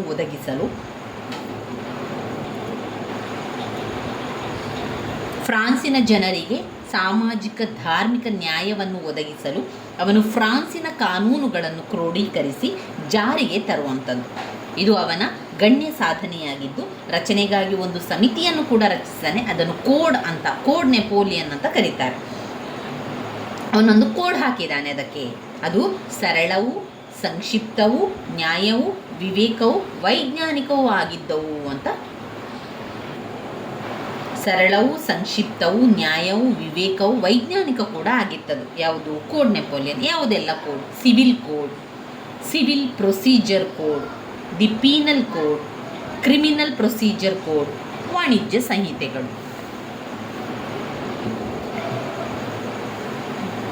ಈ ಸಿವಿಲ್ ಕೋಡ್ಗಳು ವಿಧವೆಯರ ವಿವಾಹಕ್ಕೆ ಅನುಮತಿಯನ್ನು ಕೊಟ್ಟವು, ಗುಲಾಮಗಿರಿಯನ್ನು ತೊಡೆದು ಹಾಕಿದವು, ಶ್ರೀಮಂತರ ಸವಲತ್ತುಗಳನ್ನು ರದ್ದುಗೊಳಿಸಿದವು, ಸಮಾನತೆ ಮತ ಸಹಿಷ್ಣುತೆ ಕೊಟ್ಟವು, ಶೀಘ್ರ ನ್ಯಾಯದಾನಕ್ಕೆ ಒತ್ತು ನೀಡಿದವು, ಜ್ಯೂರಿ ಪದ್ಧತಿ ಜಾರಿಗೆ ತಂದವು, ಮಹಿಳೆಯರಿಗೆ ಪಿತ್ರಾರ್ಜಿತ ಆಸ್ತಿಯಲ್ಲಿ ಪಾಲು ಪಡೆಯುವ ವಿವಾಹ ವಿಚ್ಛೇದನ ಹಕ್ಕು, ಸ್ವಾತಂತ್ರ್ಯ ಹಕ್ಕು ಹಾಗೂ ಸಮಾನತೆಯನ್ನು ಕೂಡ ಕೊಟ್ಟವು. ಅವು ಧಾರ್ಮಿಕ ಸಹಿಷ್ಣುತೆಯನ್ನು ಒತ್ತಿ ಹೇಳಿದವು. ಇವಿಷ್ಟು ಕೋಡ್ ನೆಪೋಲಿಯನ್ ಎನ್ನುವಂಥ ಕೋಡಿಂದ ಜಾರಿ ಮಾಡಿದ ನಂತರ ಆಗಿರುವಂತಹ ಬದಲಾವಣೆಗಳಾಗಿದೆ. ಅದು ಅವನು ತಂದಂತಹ ಸುಧಾರಣೆಗಳು. ಇನ್ನು ಧಾರ್ಮಿಕ ಸುಧಾರಣೆಗಳನ್ನು ನೋಡಿದರೆ, ನೆಪೋಲಿಯನ್ ಧಾರ್ಮಿಕ ಸಹಿಷ್ಣುತೆಯನ್ನು ತರಲು, ಧರ್ಮವನ್ನು ರಾಜ್ಯದ ಅಧೀನಕ್ಕೆ ತರಲು ಪೋಪ್ 7ನೇ ಪಯೂಸ್ನೊಂದಿಗೆ ಒಂದು ಒಪ್ಪಂದವನ್ನು ಮಾಡಿಕೊಂಡನು. ಅದರಂತೆ ಕಾನ್ಕಾರ್ಡಟ್ ಒಪ್ಪಂದವನ್ನು ಮಾಡಿಕೊಳ್ತಾನೆ. ಅದರಂತೆ ಚರ್ಚ್ ರಾಜ್ಯದ ಅಧೀನವಾಯಿತು. ಒಪ್ಪಂದದಂತೆ ಚರ್ಚಿನ ಬಿಷಪ್, ಪಾದ್ರಿಗಳನ್ನು ಮತ್ತು ಪುರೋಹಿತರನ್ನು ಪೋಪ್ನ ಬದಲಾಗಿ ಸರಕಾರವೇ ನೇಮಿಸಿ ಅವರಿಗೆ ವೇತನವನ್ನು ನೀಡಿತು. ಪುರೋಹಿತರ ಮೇಲೆ ಕೆಲವೊಂದು ಶಿಸ್ತುಬದ್ಧ ನಿಯಮಗಳನ್ನು ಕೂಡ ಹೇರಲಾಯಿತು. ಕ್ರಾಂತಿಯ ವೇಳೆ ಬಂಧಿತ ಪಾದ್ರಿಗಳನ್ನು ಬಿಡುಗಡೆ ಮಾಡಿದರು. ರಾಜ್ಯದ ಅನುಮತಿ ಇಲ್ಲದೆ ಅವರು ಹೊರ ಹೋಗುವಂತಿಲ್ಲ. ಅವರಿಗೆ ಪೂರ್ಣ ಧಾರ್ಮಿಕ ಸ್ವಾತಂತ್ರ್ಯ ನೀಡಲಾಯಿತು. ಹೀಗೆ ಫ್ರೆಂಚ್ ಕ್ರಾಂತಿಯ ಉದ್ದೇಶಗಳಲ್ಲೊಂದಾದ ಈ ಒಂದು ಧಾರ್ಮಿಕ ಸುಧಾರಣೆಯಿಂದಾಗಿ ಸಹಿಷ್ಣುತೆ ಸ್ಥಾಪಿಸಲಾಯಿತು. ಆರ್ಥಿಕ ಸುಧಾರಣೆ. ನೆಪೋಲಿಯನ್ ದೇಶದಲ್ಲಿ ಏಕರೂಪದ ತೆರಿಗೆ ಆಡಳಿತಗಳನ್ನು ಜಾರಿಗೆ ತಂದನು. ಅವನು ಭ್ರಷ್ಟಾಚಾರವನ್ನು ಕಿತ್ತು ತೆಗೆದುಹಾಕಿದ. ಆದಾಯ ಸೋರುತ್ತಿದೆ ಎಂದು ಅವನು ತಿಳಿದುಕೊಂಡ ನಂತರ ಆದಾಯ ಸೋರುವಿಕೆಯನ್ನು ತಡೆದನು. ಆತ ಲೂಯಿಗಳು ಮಾಡಿದ ವಿದೇಶಿ ಸಾಲವನ್ನು ಗಣನೀಯವಾಗಿ ಇಳಿಸಿದನು. ಕೈಗಾರಿಕೀಕರಣಕ್ಕೆ ಪ್ರೋತ್ಸಾಹ ನೀಡಿ ಗೃಹ ಕೈಗಾರಿಕೆಗಳಿಗೆ ರಕ್ಷಣೆಯನ್ನು ಒದಗಿಸಿದ. ಭೂಕಂದಾಯವನ್ನು ಪರಿಶೀಲಿಸಿ ಅದರ ವಸೂಲಿಯನ್ನು ಕ್ರಮಬದ್ಧಗೊಳಿಸಿದನು. ರಾಜ್ಯದ ಆದಾಯ ಮೂಲಗಳನ್ನು ಹೆಚ್ಚಿಸಿ ರೆವಿನ್ಯೂ ಬೋರ್ಡ್ಗಳನ್ನು ಸ್ಥಾಪಿಸಿದನು. ಈ ರೀತಿಯಾಗಿ ಅನೇಕ ಆರ್ಥಿಕ ಸುಧಾರಣೆಗಳನ್ನೆಲ್ಲ ಮಾಡಿದ. 1 ಕೋಡ್ ನೆಪೋಲಿಯನ್, 2 ಧಾರ್ಮಿಕ ಸುಧಾರಣೆಗಳು, 3 ಆರ್ಥಿಕ ಸುಧಾರಣೆಗಳು, 4 ಲೋಕೋಪಯೋಗಿ ಕಾರ್ಯಗಳನ್ನೆಲ್ಲ ಮಾಡ್ತಾ ಹೋದ. ನೆಪೋಲಿಯನ್ ವಾಣಿಜ್ಯ ಪ್ರಗತಿ, ಸೈನ್ಯ ರವಾನೆಗೆ ಅನುಕೂಲಕ್ಕಾಗಿ 220ಕ್ಕೂ ಹೆಚ್ಚು ಸಣ್ಣ ಪುಟ್ಟ ರಸ್ತೆಗಳನ್ನು ಅಭಿವೃದ್ಧಿಪಡಿಸ್ತಾನೆ. ಅದರ ಜೊತೆಗೆ 11 ರಾಷ್ಟ್ರೀಯ ಹೆದ್ದಾರಿಗಳನ್ನು ಕೂಡ ನಿರ್ಮಾಣ ಮಾಡಿ Paris, town hall, Milan, Naples ಟೂರಿಸ್ಟ್ಗಳನ್ನು ಸಂಪರ್ಕಿಸಿದ್ದವು. ಅದನ್ನು ಇಂದಿಗೂ ಕೂಡ ಕಾಣ್ಬೋದು. ಕಲೆ ಮತ್ತು ವಾಸ್ತುಶಿಲ್ಪ. ಅವನು ಕಲಾಪ್ರೇಮಿ. ಪ್ಯಾರಿಸ್ನಲ್ಲಿ ಭವ್ಯವಾದ ಅರಮನೆಗಳನ್ನು, ತೋಟಗಳನ್ನು, ವಿಶಾಲವಾದ ರಸ್ತೆ, ರಾಷ್ಟ್ರೀಯ ಸ್ಮಾರಕಗಳು, ಕಾರಂಜಿಗಳು, ಕೋಟೆ ಕೊತ್ತಲಗಳನ್ನು ನಿರ್ಮಿಸಿ ಸುಂದರಗೊಳಿಸಿದನು. ಅದನ್ನು ಯುರೋಪಿನ ಸಂತೋಷ ನಗರ ಎಂದು ಕರೆಯಲಾಯಿತು. ಇನ್ನು ಶಿಕ್ಷಣದ ಸುಧಾರಣೆಗಳನ್ನೆಲ್ಲ ಮಾಡ್ತಾನೆ. ನೆಪೋಲಿಯನ್ ರಾಷ್ಟ್ರೀಯ ಶಿಕ್ಷಣ ಪದ್ಧತಿಯನ್ನು ಜಾರಿಗೆ ತಂದನು. ಅದರಂತೆ ಅನೇಕ ಪ್ರಾಥಮಿಕ, ಮಾಧ್ಯಮಿಕ, ತಾಂತ್ರಿಕ, ಮಿಲಿಟರಿ ಅಕಾಡೆಮಿ ಎಂಬ 4 ವಿಧದ ಶಾಲೆಗಳನ್ನು ತೆರೆದನು. ಅವನು ಫ್ರಾನ್ಸ್ ವಿಶ್ವವಿದ್ಯಾನಿಲಯವನ್ನು ಸ್ಥಾಪಿಸಿದನು. ಅದರಡಿ 17 ವಿದ್ಯಾಪೀಠಗಳಿದ್ದವು. ಪ್ರತಿಭಾವಂತರಿಗೆ ವಿದ್ಯಾರ್ಥಿ ವೇತನವನ್ನು ಕೊಟ್ಟು ಶಿಕ್ಷಕರ ತರಬೇತಿಗೆ ಪ್ಯಾರಿಸ್ನಲ್ಲಿ ನಾರ್ಮಲ್ ತರಬೇತಿ ಶಾಲೆಗಳನ್ನು ತೆರೆದು ಸ್ತ್ರೀ ಸೌಂದರ್ಯದ ಸ್ಪರ್ಧೆಯನ್ನು ರದ್ದುಗೊಳಿಸಿದನು. ಯಾವುದೇ ಪಠ್ಯಪುಸ್ತಕವನ್ನು ಪ್ರಕಟಿಸುವ ಮುನ್ನ ಸರಕಾರದಿಂದ ಅನುಮತಿ ಪಡೆಯಬೇಕಿತ್ತು. ಇತಿಹಾಸ, ರಾಜ್ಯಶಾಸ್ತ್ರ ಅಧ್ಯಯನವನ್ನು ನಿಷೇಧಿಸಿದನು. ಅಶ್ಲೀಷ ಸಾಹಿತ್ಯವನ್ನು ನಿಷೇಧಿಸಲಾಯಿತು. ದಿ ಇನ್ಸ್ಟಿಟ್ಯೂಟ್ ಡಿ ಫ್ರಾನ್ಸ್ ಸ್ಥಾಪಿಸಿ ಉನ್ನತ ವ್ಯಾಸಂಗ ಸಂಶೋಧನೆಗಳಿಗೆ ಪ್ರೋತ್ಸಾಹ ಕೊಟ್ಟನು. ಸೈನ್ಸ್ ಅಕಾಡೆಮಿಗಳನ್ನು ತೆರೆದನು. ಆದರೆ ಅವನು ಸ್ವತಂತ್ರ ಚಿಂತನೆಗೆ ಅವಕಾಶ ಕೊಡಲಿಲ್ಲ. ಶಿಕ್ಷಣ ಸಂಸ್ಥೆಗಳನ್ನು ಸರಕಾರದ ನಿಯಂತ್ರಣಕ್ಕೆ ಒಳಪಡಿಸಿದನು, ಅಂದರೆ ರಾಷ್ಟ್ರೀಕರಣಗೊಳಿಸಿದನು. ಕೊನೆಯದಾಗಿ ಲೀಜನ್ ಆಫ್ ಆನರ್. ನೆಪೋಲಿಯನ್ ತನ್ನ ಆಡಳಿತದಲ್ಲಿ ಸೇವೆ ಮಾಡಿದ ಅಧಿಕಾರಿಗಳನ್ನು ಗೌರವಿಸಲು ಲೀಜನ್ ಆಫ್ ಆನರ್ ಎಂಬ ಪದ್ಧತಿಯನ್ನು ಜಾರಿಗೆ ತಂದನು. ಈ ಒಂದು ಪದ್ಧತಿ ಏನು ಅಂತ ಹೇಳಿದರೆ, ಸರಕಾರಿ ಅಧಿಕಾರಿಗಳಿಗೆ ಒಂದು ಗೌರವವನ್ನು ಕೊಟ್ಟು ಅವರಿಗೆ ಸನ್ಮಾನವನ್ನು ಮಾಡುವಂತಹ ಒಂದು ಗೌರವ ಸೂಚಕ ಒಂದು ಪ್ರಶಸ್ತಿ ಪ್ರದಾನ ದಿನ. ಸಿವಿಲ್, ಮಿಲಿಟರಿ ವಲಯದಲ್ಲಿ ನಿಷ್ಠಾವಂತ ಸೇವೆ ಮಾಡಿದ ಅಧಿಕಾರಿಗಳಿಗೆ ಲೀಜನ್ ಆಫ್ ಆನರ್ ಎಂಬ ಪ್ರಶಸ್ತಿಗಳನ್ನು ನೀಡಿ ಗೌರವಿಸಲಾಗುತ್ತಿತ್ತು. ಇದರಲ್ಲಿ 6,000 ಮಂದಿ ಸದಸ್ಯರಿದ್ದರು. ಅವನು ಆಡಳಿತದಲ್ಲಿ ಪ್ರತಿಭೆಗೆ ತಕ್ಕ ಪುರಸ್ಕಾರ, ಪ್ರತಿಭೆಗೆ ತೆರೆದ ವೃತ್ತಿ ಹಾಗೂ ಅರ್ಹತೆಯನ್ನು ಆಧರಿಸಿ ಹುದ್ದೆಗಳನ್ನು ಕೊಟ್ಟನೇ ಹೊರತು ವ್ಯಕ್ತಿಯ ಹುಟ್ಟು, ಮತ, ಸ್ಥಾನಮಾನದಿಂದಲ್ಲ. ಸಮಾನತೆ ತತ್ವವನ್ನು ಪಾಲಿಸಿದನು. ಅವನು ಆಡಳಿತಕ್ಕೆ ಪ್ರತಿಭಾವಂತರನ್ನು ಮಾತ್ರ ಸೇರಿಸಿಕೊಂಡನು. ಇದು ಆಡಳಿತ ದಕ್ಷತೆಗೆ ನೆರವಾಯಿತು. ನೆಪೋಲಿಯನ್ ಒಬ್ಬ ಸರಳ ಜೀವಿಯಾಗಿ ಮಿತವ್ಯಯ ಮಾಡುತ್ತಿದ್ದನು. ಅವನಿಗೆ ಕೊಡುತ್ತಿದ್ದ 25,000 ಫ್ರಾಂಕ್ ವಾರ್ಷಿಕ ವೇತನದಲ್ಲಿ 12,000 ಫ್ರಾಂಕ್ಗಳನ್ನು ಮಾತ್ರ ಖರ್ಚು ಮಾಡುತ್ತಿದ್ದ. ಮಿಕ್ಕಿದ್ದೆಲ್ಲ ಉಳಿತಾಯವೇ. ಹೀಗೆ ಜೀವನದ ಉದ್ದಕ್ಕೂ ಉಳಿಸಿದ ಹಣವನ್ನು ತಾನು ಸಾಯುವಾಗ ಯುದ್ಧದಲ್ಲಿ ಮಡಿದವರ ಮಡದಿ ಮಕ್ಕಳ ಯೋಗಕ್ಷೇಮಕ್ಕೆ ಬಳಸುವಂತೆ ಹೇಳಿದ್ದನು. ಹೀಗೆ ಅವನು ಸೈನಿಕರ ಪ್ರೀತಿ ವಾತ್ಸಲ್ಯ ನಿಷ್ಠೆಗಳನ್ನು ಗಳಿಸಿದ್ದನು. 16ನೇ ಲೂಯಿಗೆ 45 ಫ್ರಾಂಕ್ ಕೊಡುತ್ತಿದ್ದರೂ ಸಾಕಾಗುತ್ತಿರಲಿಲ್ಲವಂತೆ. ಈ ಸುಧಾರಣೆಗಳಿಂದಾಗಿ ನೆಪೋಲಿಯನ್ನನ್ನು ಆಧುನಿಕ ಫ್ರಾನ್ಸಿನ ನಿರ್ಮಾಪಕನೆಂದು ಕರೆಯಲಾಯಿತು. ಈ ಸುಧಾರಣೆಗಳ ಮಹತ್ವದ ಕುರಿತು ಸೌತ್ ಗೇಟ್ ಹೇಳಿರುವಂತೆ, ಫ್ರೆಂಚರ ಇಂದಿನ ಜೀವನದಲ್ಲಿ ಶಾಶ್ವತ ಮೌಲ್ಯಗಳು ಏನಾದರೂ ಉಳಿದಿದ್ದರೆ ಅದರ ಶ್ರೇಯಸ್ಸು ನೆಪೋಲಿಯನ್ಗೆ ಸಲ್ಲಬೇಕಾಗುತ್ತದೆ. ನೆಪೋಲಿಯನ್ ಬೊನೋಪಾರ್ಟೆ ಪ್ರಪಂಚದ ಅತಿ ಶ್ರೇಷ್ಠ ನಾಯಕ, ಅಲೆಕ್ಸಾಂಡರ್ ನಂತರ ಮಹಾನ್ ನಾಯಕರೊಂದಿಗೆ ಹೋಲಿಸಬಹುದಾದ ಅಪ್ರತಿಮ ಸೇನಾನಿ. ಅರಾಜಕತೆಯನ್ನು ತೊಲಗಿಸಿ ಹೊಸ ರೀತಿಯ ಆಡಳಿತವನ್ನು ಸುಧಾರಣೆಗಳನ್ನು ತಂದವನು ನೆಪೋಲಿಯನ್ ಬೊನೋಪಾರ್ಟ್. ಅವನೇ ಹೇಳಿಕೊಂಡಿರುವಂತೆ, ನನ್ನ ಕೀರ್ತಿ ನಿಂತಿರುವುದು ಕೇವಲ ನನ್ನ 40 ಯುದ್ಧದ ಮೇಲಲ್ಲ, ಬದಲಾಗಿ ನಾನು ಮಾಡಿದ ಸುಧಾರಣೆಗಳು ಅಂತ ಫ್ರಾನ್ಸ್ನ ಜನತೆಗೆ ಕಾನೂನುಗಳನ್ನು ಕ್ರೋಢೀಕರಿಸಿ ಹೊಸ ಸರಳ ನ್ಯಾಯವನ್ನು ಕೊಡುಗೆಯಾಗಿ ನೀಡಿದನು. ಈ ರೀತಿಯಾಗಿ ಅನೇಕ ಸುಧಾರಣೆಗಳನ್ನು ಅವನು ಮಾಡ್ತಾ ಬಂದ. ಮತ್ತೊಮ್ಮೆ ಪಾಯಿಂಟ್ಸ್ಗಳನ್ನು ನೋಡುವ. ಕೋಡ್ ನೆಪೋಲಿಯನ್, ಧಾರ್ಮಿಕ ಸುಧಾರಣೆಗಳು, ಆರ್ಥಿಕ ಸುಧಾರಣೆಗಳು, ಲೋಕೋಪಯೋಗಿ ಕಾರ್ಯಗಳು, ಕಲೆ ಮತ್ತು ವಾಸ್ತುಶಿಲ್ಪ, ಶಿಕ್ಷಣ ಸುಧಾರಣೆಗಳು, ಲೀಜನ್ ಆಫ್ ಆನರ್. ಇನ್ನು ಬರುವಂಥದ್ದು ನೆಪೋಲಿಯನ್ನವರ ಅವನತಿಗೆ ಕಾರಣಗಳೇನು. ನೆಪೋಲಿಯನ್ನ ಅವನತಿಗೆ ಕಾರಣಗಳು: 1. ಖಂಡಾಂತರ ಪದ್ಧತಿ. 2. ಪರ್ಯಾಯ ದ್ವೀಪ. 3. ಕ್ಯಾಥೋಲಿಕರ ವಿರೋಧ. 4. ರಷ್ಯಾ ದಂಡಯಾತ್ರೆ. 5. ದ್ರೋಹ ಬಗೆದ ಸಂಬಂಧಿಗಳು. ಇಂಗ್ಲೆಂಡ್ ನೌಕಾ ಶ್ರೇಷ್ಠತೆ. 7. ಅತಿಯಾದ ಅಧಿಕಾರ ದಾಹ. 8. ಹೊಂದಾಣಿಕೆಯ ಶಕ್ತಿಯ ಕೊರತೆ. 9. ಸೈನಿಕರಲ್ಲಿ ರಾಷ್ಟ್ರೀಯತೆಯ ಅಭಾವ. 10. ಕ್ರಾಂತಿ ವಿರೋಧಿ. 11. ವಿಶಾಲ ಸಾಮ್ರಾಜ್ಯ. 12. ಆಯಾಸ. ಇವಿಷ್ಟು ಕಾರಣಗಳು ನೆಪೋಲಿಯನ್ ಅವರ ಅವನತಿಗೆ ಕಾರಣವಾಯಿತು. 1. ಖಂಡಾಂತರ ಪದ್ಧತಿಯನ್ನು ಅವುಗಳ ಮೇಲೆ ಕಟ್ಟುನಿಟ್ಟಾಗಿ ಹೇರಿದ್ದು ಅವನ ಮೂರ್ಖತನವಾಗಿತ್ತು.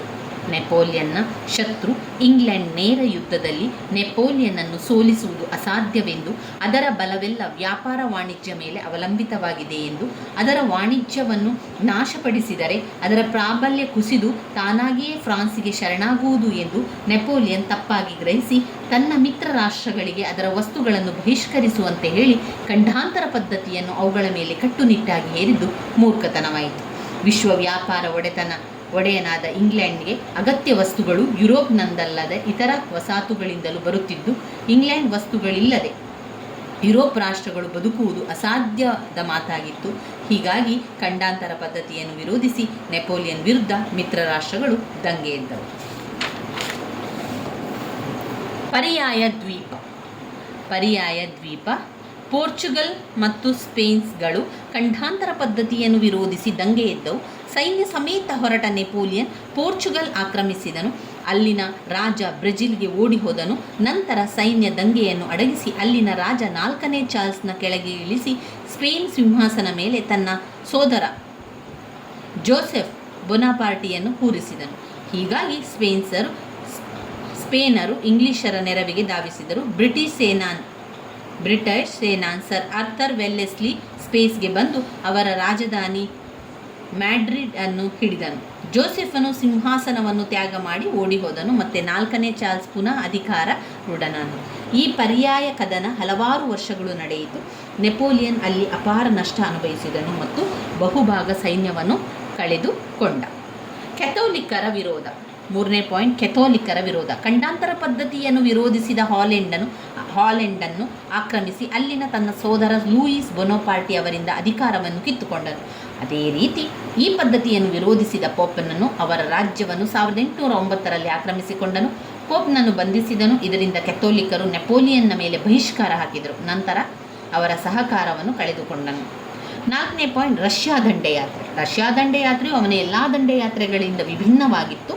ಅಲ್ಲಿ ಟೆಲ್ಸಿ ಒಪ್ಪಂದವನ್ನು ಧಿಕ್ಕರಿಸಿದ ರಷ್ಯಾದ ದೊರೆ 1ನೇ ಅಲೆಕ್ಸಾಂಡರ್ ತನ್ನ ಬಂದರುಗಳನ್ನು ಇಂಗ್ಲೆಂಡ್ನ ವ್ಯಾಪಾರಕ್ಕೆ ತೆರೆದಿಟ್ಟನು. ನೆಪೋಲಿಯನ್ ರಷ್ಯಾವನ್ನು ಖಂಡಾಂತರ ಪದ್ಧತಿಗೆ ಬೆಂಬಲ ಹೇಳಿದ್ದನು. ಇದರಿಂದ ಕೋಪಿತನಾದ ನೆಪೋಲಿಯನ್ ಜಾರ್ನನ್ನು ಶಿಕ್ಷಿಸಲು ಸುಮಾರು 6 ಲಕ್ಷ ಸೈನಿಕರನ್ನು ರಷ್ಯಾ ದಂಡಯಾತ್ರೆಗೆ ಕೊಂಡೊಯ್ದನು. ಆದರೆ ಜಾರ್ ಮುಂದೆ ಜಾರುತ್ತಲೇ ಹೋದನು. ಇತಿಹಾಸದಲ್ಲಿ ಯಾವನೊಬ್ಬ ಮಹಾದಂಡನಾಯಕನು ಇಷ್ಟೊಂದು ಬೃಹತ್ ಸೈನ್ಯದೊಡನೆ ಅಷ್ಟೊಂದು ದೂರದ ದಂಡಯಾತ್ರೆ ಕೈಗೊಂಡಿಲ್ಲ. ಅಲ್ಲದೆ ಭೌಗೋಳಿಕ ವೈಪರೀತ್ಯವನ್ನು ಪರಿಗಣಿಸದೆ ಮೋಸ ಹೋದನು. ಆಗಿನ ಸೆಪ್ಟೆಂಬರ್ ತಿಂಗಳು ಅತ್ಯುಗ್ರವಾದ ಚಳಿ, ಆಹಾರದ ಕೊರತೆ, ವಸತಿ ಇಲ್ಲದೆ ಸಾಂಕ್ರಾಮಿಕ ರೋಗಗಳಿಂದ ಅವನ ಸೈನ್ಯ ನಾಶವಾಗಿ ಬರೀ 1 ಲಕ್ಷ ಸೈನಿಕರು ಮಾತ್ರ ಹಿಂದಿರುಗುವಾಗ ಮಿತ್ರ ರಾಷ್ಟ್ರಗಳು ಅವನನ್ನು ಕದನದಲ್ಲಿ ಸುಲಭವಾಗಿ ಸೋಲಿಸಿದರು. ದ್ರೋಹ ಬಗೆದ ಸಂಬಂಧಿಗಳು. 5ನೇ ಪಾಯಿಂಟ್, ದ್ರೋಹ ಬಗೆದ ಸಂಬಂಧಿಗಳು. ನೆಪೋಲಿಯನ್ ತನ್ನ ಸಂಬಂಧಿಕರಿಗೆ ಒಳ್ಳೆಯ ಅಧಿಕಾರ ಸ್ಥಾನಮಾನ ಕೊಟ್ಟು ಉದಾರತೆ ತೋರಿದೆ. ಆದರೆ ಅವರಿಗೆ ಅವನ ಮೇಲೆ ಕೃತಜ್ಞತೆ ಇರಲಿಲ್ಲ. ಅವನಿಗೆ ಯಾವ ಸಹಕಾರವೂ ನೀಡಲಿಲ್ಲ. ಬದಲಾಗಿ ಅವನಿಗೆ ದ್ರೋಹವನ್ನು ಬಗೆದರು. ಇಂಗ್ಲೆಂಡ್ ನೌಕಾಶ್ರೇಷ್ಠತೆ. ಇಂಗ್ಲೆಂಡ್ ಪ್ರಪಂಚದಲ್ಲಿಯೇ ಅಜೇಯವಾಗಿ ಉಳಿಯಲು ಕಾರಣ ಅದರ ನೌಕಾಶ್ರೇಷ್ಠತೆ. ಅದು ನೌಕಾಬಲ ಮತ್ತು ವ್ಯಾಪಾರ ವಾಣಿಜ್ಯಗಳಲ್ಲಿ ಪ್ರಬಲವಾಗಿದ್ದುದು ನೆಪೋಲಿಯನ್ನ ಅವನತಿಗೆ ಬಹುಮುಖ್ಯ ಕಾರಣವಾಯಿತು. ಅತಿಯಾದ ಅಧಿಕಾರದಾಹ ನೆಪೋಲಿಯನ್ ಒಬ್ಬ ಮಹತ್ವಾಕಾಂಕ್ಷಿ, ಜಗತ್ತನ್ನೇ ಗೆಲ್ಲಬೇಕೆಂಬ ಆಸೆ. ಹೀಗಾಗಿ ಅತ್ಯಲ್ಪ ಕಾಲದಲ್ಲಿ ಹೆಚ್ಚು ಸಾಧಿಸಲು ಪ್ರಯತ್ನಿಸಿದ ವ್ಯಕ್ತಿ. ಅವನಲ್ಲಿ ಬುದ್ಧಿಶಕ್ತಿ ಇತ್ತು, ಆದರೆ ಮಿತಿಯಾಗಿ ಬಳಸಲಿಲ್ಲ. ಅವನು ತನ್ನ ಸ್ವಶಕ್ತಿಯಲ್ಲಿ ಶ್ರೇಷ್ಠ ಭಾವನೆ ಇಟ್ಟುಕೊಂಡಿದ್ದ. ಇತರರ ಮೇಲೆ ನಂಬಿಕೆ ಇರಲಿಲ್ಲ. ಅವನಿಗೆ ತನ್ನ ಕಾರ್ಯಾಚರಣೆಯಲ್ಲಿ ಸೂಕ್ತ ನಿರ್ಧಾರ ಕೈಗೊಳ್ಳುವ ಕೊರತೆ ಇತ್ತು. ಅವನಲ್ಲಿ ಅಹಂಭಾವನೆ ಅತಿಯಾಗಿತ್ತು. ಅವನೇ ಅದೃಷ್ಟದ ಶಿಶು ಎಂದೇ ನಂಬಿದ್ದ. ಆದರೆ ಅವನ ವ್ಯಕ್ತಿಗುಣ ದೋಷದಿಂದ ಪರಾಭವಗೊಂಡ. 8ನೇ ಪಾಯಿಂಟ್, ಹೊಂದಾಣಿಕೆಯ ಶಕ್ತಿಯ ಕೊರತೆ. ನೆಪೋಲಿಯನ್ನಲ್ಲಿ ಪರಿಸ್ಥಿತಿಗಳಿಗೆ ತಕ್ಕಂತೆ ಹೊಂದಿಕೊಂಡು ಹೋಗುವ ಸ್ವಭಾವವಿರಲಿಲ್ಲ. ನಾನು ಅದೃಷ್ಟದ ಶಿಶು ಎಂದು ನಂಬಿ ತನ್ನ ಅದೃಷ್ಟವನ್ನು ಪರೀಕ್ಷಿಸಿಕೊಳ್ಳಲು ಹೊರಡುತ್ತಿದ್ದ. ತನ್ನ ಕತ್ತಿಯಿಂದ ಏನನ್ನೂ ಮಾಡಬಲ್ಲ ಎಂದು ಉದ್ದಟತನದಿಂದ ಮೆರೆಯುತ್ತಿದ್ದ. ವಾಸ್ತವಿಕತೆಯನ್ನು ಅರಿತು ಶಾಂತಿ ಸಂಧಾನ ಮೂಲಕ ಪರಿಸ್ಥಿತಿಯನ್ನು ತಹಬದಿಗೆ ತರುವ ಗುಣ ಅವನಲ್ಲಿ ಇರಲಿಲ್ಲ. ಯಾರೊಬ್ಬರಿಗೂ ತಲೆಬಾಗದೆ ತನ್ನ ಅದೃಷ್ಟವನ್ನು ಪರೀಕ್ಷಿಸಿಕೊಂಡು ಸೈಂಟ್ ಹೆಲಿನಾದಲ್ಲಿ ಅಜ್ಞಾತವಾಸ ಅನುಭವಿಸಿ ನರಳಿ ಸತ್ತನು. 9ನೇ ಪಾಯಿಂಟ್, ಸೈನಿಕರಲ್ಲಿ ರಾಷ್ಟ್ರೀಯತೆಯ ಅಭಾವ. ನೆಪೋಲಿಯನ್ನ ಸೈನ್ಯದಲ್ಲಿ ರಾಷ್ಟ್ರೀಯತೆ ಕಣ್ಮರೆಯಾಯಿತು. ಕಾರಣ ಅವನು ಸೈನ್ಯವನ್ನು ಬಹುಬೇಗ ತುಂಬುವ ಆತುರದಲ್ಲಿ ಬೇರೆ ಬೇರೆ ದೇಶಗಳ ಬೇರೆ ಬೇರೆ ಜನಾಂಗಗಳ ಜನರನ್ನು ಸೇರಿಸಿಕೊಂಡಿದ್ದರಿಂದ ಅವರಲ್ಲಿ ರಾಷ್ಟ್ರೀಯ ಪ್ರಜ್ಞೆ ಮೂಡಲಿಲ್ಲ. 10ನೇ ಪಾಯಿಂಟ್, ಕ್ರಾಂತಿಯ ವಿರೋಧಿ. ನಾನು ಕ್ರಾಂತಿಯ ನಿರ್ಮೂಲಕನೆಂದು ಸಾರಿಕೊಂಡಂತಹ ನೆಪೋಲಿಯನ್ ಜನರ ಸ್ವಾತಂತ್ರ್ಯ ಹಕ್ಕನ್ನು ಕಸಿದುಕೊಂಡು ಸರ್ವಾಧಿಕಾರಿಯಿಂದ ವರ್ತಿಸಿದನು. ಹೀಗಾಗಿ ಜನತೆ ಅವನ ಆಳ್ವಿಕೆಯನ್ನು ಮೆಚ್ಚಲಿಲ್ಲ, ಇಷ್ಟಪಡಲಿಲ್ಲ. ಅವನು ಕ್ರಾಂತಿ ವಿರೋಧಿಯಾದ್ದರಿಂದ ಬಹುಬೇಗ ಅಪ್ರಿಯನಾದನು. ವಿಶಾಲವಾದ ಸಾಮ್ರಾಜ್ಯ. ನೆಪೋಲಿಯನ್ ಸಾಮ್ರಾಜ್ಯವು ಬಹು ವಿಶಾಲವಾಗಿ ಹರಡಿತ್ತು. ಅದರಲ್ಲಿ ವಿಭಿನ್ನ ಜನಾಂಗಗಳು ವಾಸವಾಗಿದ್ದು ಅದರಲ್ಲಿ ಐಕ್ಯತೆ ಇರಲಿಲ್ಲ. ಅವರು ಸದಾ ಸ್ವಾತಂತ್ರ್ಯಕ್ಕಾಗಿ ಹಂಬಲಿಸುತ್ತಿದ್ದರು. ನೆಪೋಲಿಯನ್ನರು ಅವರನ್ನು ಕತ್ತಿಯ ದೊನೆಯಿಂದ ಗೆದ್ದು ಆಳುತ್ತಿದ್ದರು. ವಿಶಾಲವಾದ ಸಾಮ್ರಾಜ್ಯವಾದ್ದರಿಂದ ಶಾಂತಿ ಸುವ್ಯವಸ್ಥೆ ಕಾಪಾಡುವುದು ಕಷ್ಟವಾಯಿತು. ಅವನು ಬಲಿಷ್ಠನಾಗಿರುವವರೆಗೂ ಜನತೆ ಅವನ ಅಧಿಕಾರವನ್ನು ಒಪ್ಪಿದ್ದರು. ಕಡೆಯಲ್ಲಿ ದುರ್ಬಲನಾದ ಮೇಲೆ ಅವನ ಅದೃಷ್ಟ ಪರೀಕ್ಷೆಗೆ ಎದ್ದು ನಿಂತರು.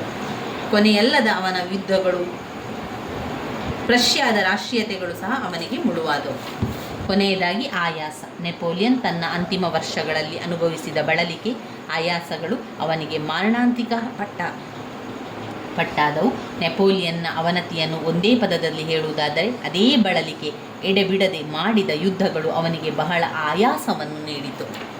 ಇವಿಷ್ಟು ನೆಪೋಲಿಯನ್ನ ಅವನತಿಗೆ ಕಾರಣಗಳಾದವು. ಈಗ ನಾವು ಬ್ಲಾಕ್ 1ರಲ್ಲಿ ಬಂದಿರುವಂತಹ ಎಲ್ಲ ಮುಖ್ಯವಾದ ಪ್ರಶ್ನೆಗಳನ್ನು ತಿಳ್ಕೊಂಡಿದ್ದೇವೆ. ಪಾಯಿಂಟ್ಸನ್ನು ತಿಳ್ಕೊಂಡೆವು, ಅದರ ವಿವರಣೆಯನ್ನು ಕೂಡ ತಿಳ್ಕೊಂಡೆವು. ಇಲ್ಲಿ ಸಂಪೂರ್ಣ ಬ್ಲಾಕ್ 1ರಲ್ಲಿ ಇವಿಷ್ಟನ್ನು ನೀವು ಓದ್ಕೊಳ್ಳೇಬೇಕು. ಇವಿಷ್ಟು ತುಂಬಾ ಮುಖ್ಯವಾಗಿರುವಂತಹ ಪ್ರಶ್ನೆ. ಇನ್ನು ಮುಂದಿನ ವಿಡಿಯೋದಲ್ಲಿ ನಾವು ಬ್ಲಾಕ್ 2ರಲ್ಲಿ ಬಂದಿರುವಂತಹ ಮುಖ್ಯವಾದ ಪ್ರಶ್ನೆಗಳನ್ನು ನೋಡ್ತಾ ಹೋಗೋ ಸ್ನೇಹಿತರೆ. ನನ್ನ ವಿಡಿಯೋಸ್ ಎಲ್ಲ ನಿಮಗೆ ಇಷ್ಟ ಆಗಿದ್ದರೆ ಲೈಕ್ ಕೊಡಿ, ಶೇರ್ ಮಾಡಿ, ಸಬ್ಸ್ಕ್ರೈಬ್ ಮಾಡಲಿಕ್ಕೆ ಮರಿಬೇಡಿ.